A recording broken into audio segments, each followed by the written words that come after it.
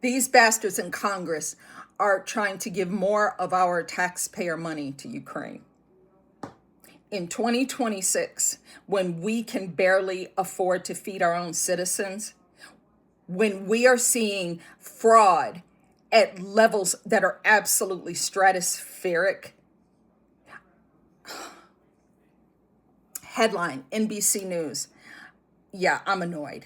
I am annoyed. House passes Ukraine aid bill in another rebuke of Trump's foreign policy. What do we need you people for if you are going to continue to try to go around President Trump's back and do your own little things because you think you're Congress and you have the power of the purse? Great, wonderful. I am an American citizen and taxpayer, and I don't get an itemized statement, but I do not approve of my money going to Eastern Europe to the little fat bastard in the velour warm-up suits. Volodymyr Zelensky cannot even account for the $500 billion plus that we've already given him the last 4 years under Joe Biden. Where's that money at? So this article talks about the $9 billion that they're asking for, pretty much demanding under the Ukraine Support Act. 226 to 195 vote included support from 18 Republicans. I want to know who they are, and I'll do that later on.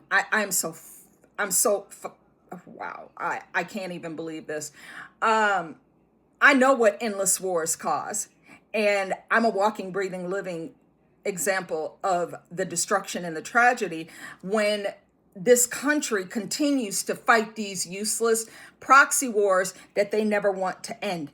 We spent over 20 years in Afghanistan, trillions of dollars, soldiers dead, families devastated, and you stank motherfuckers want to keep this going. God, oh my gosh. I can't help but cuss. This is righteous indignation. We don't ask for this. We voted for President Trump to end these wars. Please don't bring up Iran. That's another video. That's another whole thing. That is a bigger picture of something that had to happen to get us out of these countries and dealing with these dictators like Volodymyr Zelensky. Remember, he wasn't elected. He just installed himself and refused to leave. He's actually not the president. But moving on. This is House Resolution 2913. It was introduced in April of last year. Yeah. Here are a few of the highlights of what Congress is expecting from us to pay for when we are trying to stop borrowing all this money from the Federal Reserve, which is foreign banks. Establishing a reconstruction trust fund for Ukraine that's probably trillions of fucking dollars that we don't have. Hold on. Requiring the U.S. International Development Finance Corporation to prioritize support for Ukraine. What's wrong?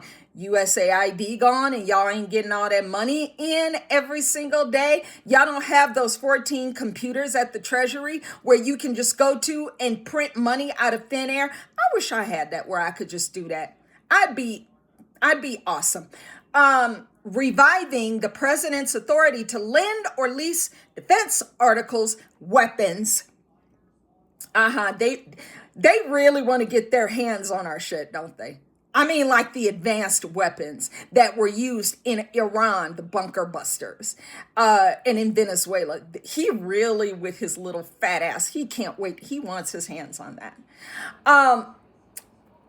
To give articles to Ukraine or Eastern European countries affected by the war through fiscal year 2028.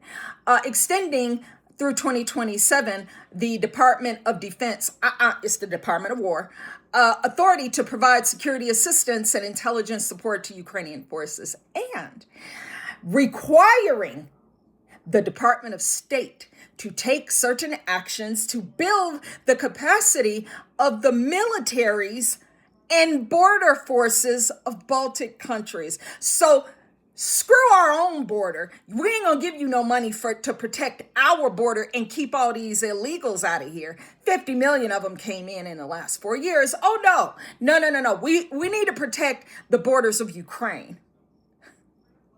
Oh my God. Oh my God. Yeah. So, interestingly enough, do you know one of the only Democrat that opposed this bill was Ilhan Omar? Call me surprised. This is Don Jr. at a conference where he talked about what he saw when he and Bettina were in Monaco. Most amazing things I got to witness. I was this summer with my beautiful girlfriend Bettina in Monaco, and we were driving around, and on an average day, 50% of the supercars, the Bugattis, the Ferraris, this, all had Ukrainian plates. Uh-oh. Do we think that was actually earned in Ukraine? I'd been to Ukraine Nope. 20 years ago. It wasn't like there was a plethora of wealth there. And yet, you see the number two there getting arrested for stealing hundreds of millions of dollars. You hear all the rumors about what's going on. When I see every license plate on a supercar in Monaco being Bugattis, the rich fled. They let what they believed to be the peasant class fight these wars. Yep. And there was no incentive to stop, because as long as the money train was coming and they were stealing it and no one From was us. auditing anything, the leaders, the decision makers, there was no reason for them to ever come to peace. Like now, they just want to keep shoveling more money to Volodymyr Zelensky. They can't account for the $500 billion we already gave him, and neither can he. He just says, oh, I don't know what happened to money, but I need more money, more money, more money. Oh my God, we are being fleeced. We are being fleeced by these useless politicians. What do we even need you people for? We don't need to give any more money to Ukraine. We need to start calling those individuals on that list, especially the GOP. I'll actually send a thank you note to Ilhan Omar for opposing it. Because damn Ukraine. I'm in America.